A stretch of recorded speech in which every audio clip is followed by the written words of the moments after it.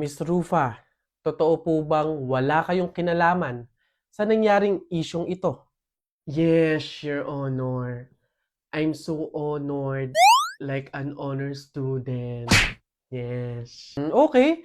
Ngayon, sige, sabihin mo kung ano yung kwento mo, ano yung side mo sa nangyaring isyong ito. Okay, Judge, ganito kasi yun. I am as well a victim. So please let me go. Ngayon, meron ba kayong gusto sabihin sa mga sumusuporta sa inyo, sa mga followers ninyo, sa mga fan ninyo? Yes. Hello everyone. Magna cum laude po ako, hindi po magna nakaw. Yes. So please, I need your help. Hooray! Yun lang po. Okay, alright. Salamat po sa inyong time, Miss Rufa. You may go. Ay, pwede na po kayong umalis.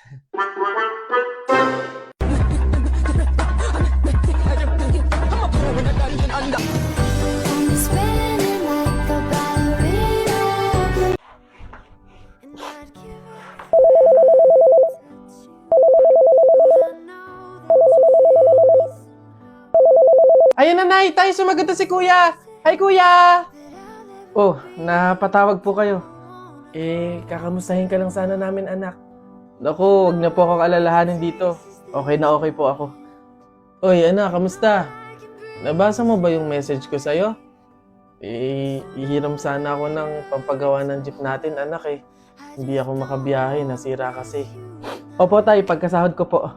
Anak, makapagtabi ka sana ng pang-grocery natin, tsaka pangbayad sa tubig at ilaw. Hindi kasi sapat yung pagtitinda ko ng gulay eh. Opo, Nay. Didiskarte pa po ako dito. Kuya, yung pang-tuition ko po wag niyo pong kakalimutan.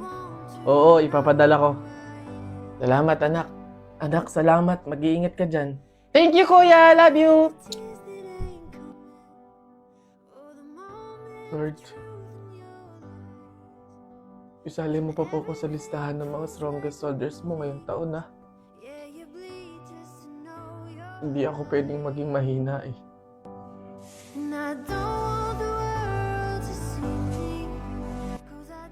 Tulungan mo akong maging malakas para sa pamilya ko. Kahit alam ko sa sarili ko na pagod na ako.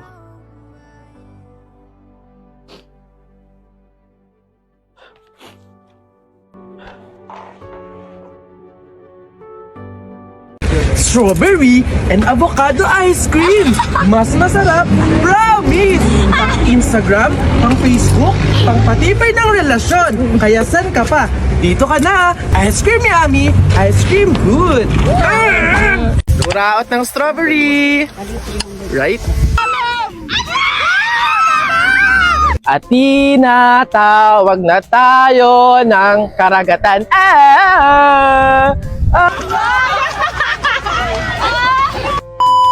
Dito ka muna. Howdy mga human being! Getting ready kasi on the way kaming La Union to Baguio! Samahan niyo ako, let's go! Wala lang naman, so ilang days muna kami sa La Union, mga 2 to 3 days, tsaka kami dediretso sa Baguio. Doon yung last batch. Then yung last namin pupuntahan is sa Baguio. So siguro mga 2 days din doon bago kami umuwi. Hindi ko alam kung bakit pati rin na-explain ko pa sa inyo. Wala lang naman, sasamahan nyo lang ako sa La Union trip namin tsaka sa Baguio trip namin. Let's go! Ayan siya mga human being, kulang pa talaga yan, kalahati pa lang yan. Alam nyo ba, pinaka-favorite ko talaga kapag may mga trip is yung mag-pack or yung mag-impake. Kasi andito na yung, ano yung susuotin ko sa day 1, day 2, day 3, yung parang aligaga ka na, kailangan ko ba magdala ng wipes, ng sunscreen, ng nail cutter, ng ganon. Ayan mga human being, ito na yung van na sasakyan namin, nilalagay na namin yung mga gamit namin at ito ako, bakit kailangan mo mag-makeup sa kalagitnaan ng pagbiyahe nyo ng ilang oras? Nagre-ready kami dito ng sandwich, pandagdag baon, tsaka pandagdag kain sa biyahe kasi sobrang haba talaga ng biyahe, day. Hindi ako na-aware na by partner pala tong trip na to, grabe ang sakit nyo sa mata, sobra naman kayo. Ayan mga bandang 8:30 on the way na kami. After 2 hours, ayan, nag-stop over muna kami somewhere para umihi at bumili ng kahit anong snacks. Bilihan to ng mga snacks or ng mga parang pasalubong, di ba? Tapos naghahanap ka dito ng napkin? Pwede din. Ayun, may napkin talaga. Mahirap Ay, meron na. Ayun mga human beings, so nag-stop over muna kami dito. Siguro mga 10 to 15 minutes lang na stop over. Tapos, yung next stop over natin is vegan na, no? Bibili ako ng chocolate. Yung parang patago ko siyang kakainin kasi ayokong mamigay. Excited ako kasi first time ko sa vegan. Di ba yun yung parang mga vintage? Kali Crisologo. So, maganda mag-picture-picture daw, parang vintage daw. So, excited na ako mag-stop over sa vegan. See you soon mga human being.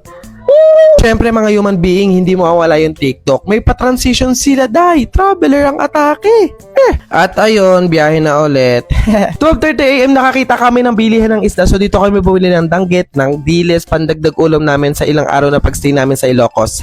Tapos may pinatikim sa amin, hindi ko alam kung ano yung tawag, nakalimutan ko. Pero para lang siyang suman, ganon. Another ilang oras na naman kaya nakarating na kami dito sa Ilocos Sur. Nag-picture-picture muna kami dyan. 3:30 AM, andito na kami sa vegan. Grabe, napakaganda. Kami lang yung tao, kaya sulit na sulit. Shucks, mga human being. Nakikita niyo ba yung nasa likod ko? Pati yung nasa unahan ko. Time check mga human being, it's 3:30 AM and nag-stop over muna kami dito sa vegan. Vegan lang naman yung stop over namin. Pang sinauna talaga. Para siyang mga sinaunang tao. Kaya nga yung outfit ko ganito eh. Para vintage, sinaunang tao, mga ginoo, mga binibini. Patingin ng iyong bora. Ay, hindi talaga ako makapaniwala na nandito ako sa vegan ngayon. Kasi nakikita ko lang to sa mga pictures, sa mga nagta-travel. Hindi ko naman nakalaing makapunta ako dito. Salamat sa inyo. Iba't ibang kalye. Kalye Crisologo. Iba-ibang kalye, parang ganon. Kalye ni Kakampen.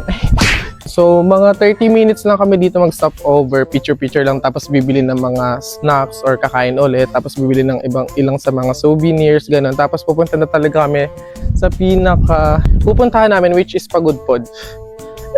Doon talaga kami mag-stay ng 2 to 3 days, ganun. Tapos last stop namin is Baguio. Nagulat ako kasi madaling araw na mayroon pa rin bukas sa souvenir shop. Baka 24 hours to. Then ito kami walang ginawa kundi mambulabog. Grabe, ginawang prop sa picture yung mga tinda dito. Papatalo ba naman ako sa mga emote-emote na ganyan? Bago nga kami dumiretso ng biyahe papuntang Pagudpod, kumain muna kami. Dito namin kinain yung mga dala naming baon. Then larga na ulit. Ito talaga tuloy-tuloy na biyahe na to. Grabe, inabot na talaga ng umaga from Cavite to Ilocos. Napakahaba talaga ng biyahe. Parang 13 to 14 hours, ganun. Pero kung ganitong view naman yung makikita mo sa daan, sulit na tanggal pagod na talaga. Ayun, tumigil muna kami dito para mag-picture-picture kasi sobrang ganda. Pero sobrang lamig, mamamatay na lang. Tuloy-tuloy ang biyahe mga human being and na-amaze ako kasi first time ko lang talaga makakita ng windmill and nakakatakot kasi baka mabagsakan. And nagulat ako kasi eto, nadaanan namin yung nag-viral sa TikTok na may nagpapakita doon na white lady. At ayan na mga human being, naka-check-in na kami dito sa aming transient house. Nakakalungkot kasi ang sama ng panahon. Lagi daw talagang masama yung weather dito kasi daanan siya ng bagyo, ganyan. Pero wala kami magagawa, lang ang mag-desisyon kami. Siyempre, may pa-quick tour kayo pa ba? Ayan mga human being, so okay naman yung transient house na to. Dalawa yung room, may double deck, tapos may heater, may aircon. So carry na, kasya naman kaming lahat. Ayun, howdy mga human being. So, ayun, as you can see, naka-check-in na kami. Hindi ko alam kung transient house ba to. Pero ayan, dito na kami sa Pagudpod. Sobrang tagal nung biyahe talaga mga human being. So, naglulutuan muna dito. Kakain muna kami after kumain. Tsaka kami magpapahinga ng mga 2 hours. Tapos, tsaka na kami lalabas ng longga.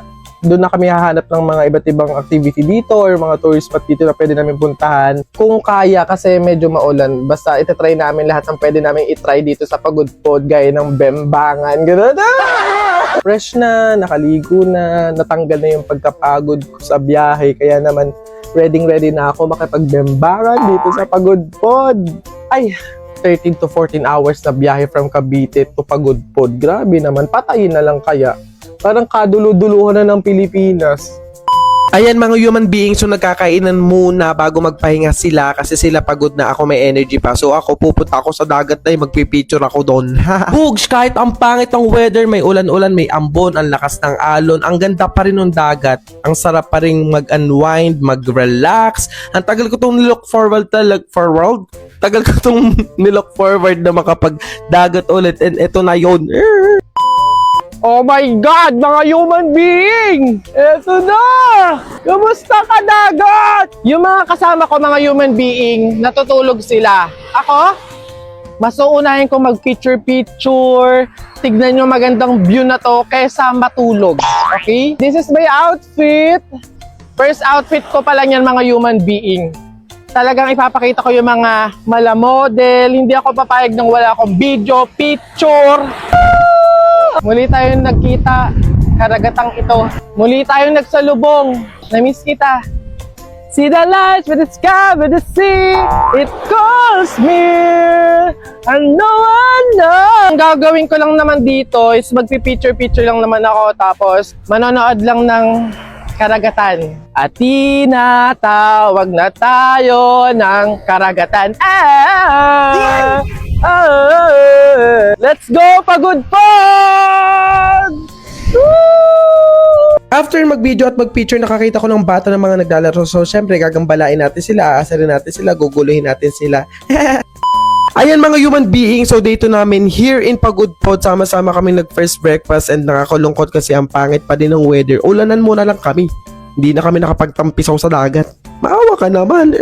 Pero sa tingin mo, yung mga paulan-ulan muna yan, masisindak mo kami. Hindi mo kami mapipigal dahil ngayong araw na to, lulubosin namin tong buong araw na to. Pupunta kami sa ilan sa mga tourist spot dito, tapos magta-try kami ng activity here in Pagod Pod. Bala ka dyang ulan ka, ha? Outfit ko, mga human being. Naka-rash guard ako. Hindi lang naman ganitong outfit yung para gagamitin mo sa pang-swimming. Pwede din po sa damuhan tsaka sa hanginan. Isa sa pinakasikat na activity here in Ilocos is yung sand dunes. Syempre, yun yung tatry namin. Di ba mga human being may sand dito? Ano sasakyan? Eh di sand car. So ayun, grabe naman tong activity na to. Kailangan mo talagang kumapit dahil kasi kung hindi, talaga namang hulog ka dyan. Ihahampas-hampas yung katawan mo. Grabe naman, napakalalim. Antarik, doon ka ilalagay, doon ka ipupunta. Masaya na masakit ganun.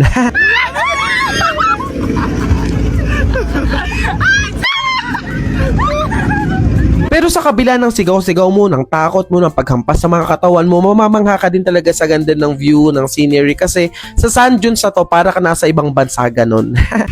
Oh my God!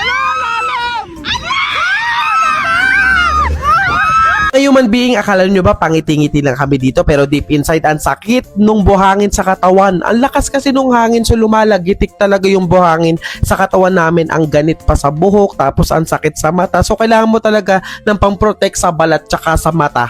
Ito yung next namin ginawa, yung pag-slide sa sand na to gamit tong board na to and sobrang dito ako nag-enjoy. Ang saya-saya kasi first time ko lang tong ginawa. And ito yung masarap pa ulit-ulitin kaso hindi nila kami pinaulit ng isa pa. Tigi-tigisan lang kami, day. Ang damot nyo. After namin mag-sand dunes, ayan duman kami dito sa souvenir store kung saan bibili kami ng souvenirs. Ano pa ba? Alangan namang souvenir store tapos ice cream yung binili. Then ayan, nag-tricycle na kami kasi yung huli namin pupuntahan na tourist spot here in Ilocos is yung lighthouse nila or yung Burgos Lighthouse. So ito is cultural heritage structure. Basta naging part siya ng Spanish colonial period, yun na yun. Wala akong alam dito. Pinunta lang namin, nag-picture kami. Huwag nyo na akong tanungin, isearch nyo lang, ha? Grabe, nung pauwi kami sa transient house, ayan, may dumaan na alimango sa gitna ng daan na huli namin. Ang laki-laki niya. Hindi naman namin siya ng ulam kasi nagpakamatay siya agad. Then pagdating ng dinner, ayan, so spaghetti na lang yung kinain naming lahat. Yun na yun. Ano pa sasabihin ko? 3 days and 2 nights nga lang pala kami dito sa Pagod Pod, kaya kinaumagahan, maaga kaming umalis kasi babalik kami ng vegan. Meron kaming bibisitahin doon na someone and continuation na din ng paggala namin doon. Pero syempre, kailangan muna namin mag-TikTok kahit maulan. Ganyan sila. Yan. Isa din sa mga pinupuntahan dito is yung Patapat Bridge, kaya pinuntahan namin, dinaanan namin, sinadya namin para mag-picture talaga and ang ganda ng view kaya worth it. Hindi sapat na natatanaw lang namin ng malayo yung windmill, kaya dinaanan na namin siya, pinuntahan na namin siya ng malapitan and yeah, ang ganda, amazing. Then eto, excited na ulit bumalik ng vegan kasi may pa-continuation, may pa-extension ang paggala sa vegan. At buti na pala bumalik kami ng vegan kasi na-meet ko na ng harapan yung kalesa, yung kabayo na pinagmamalaki nila dito, yung sikat na sikat dito. And ayun, tuwan-tuwa na naman, amaze na naman yung tao na to. Bukod sa paggagala, paglilibot dito sa vegan, syempre nilubos na rin namin dito na kami bumili ng foods, ng souvenirs, ng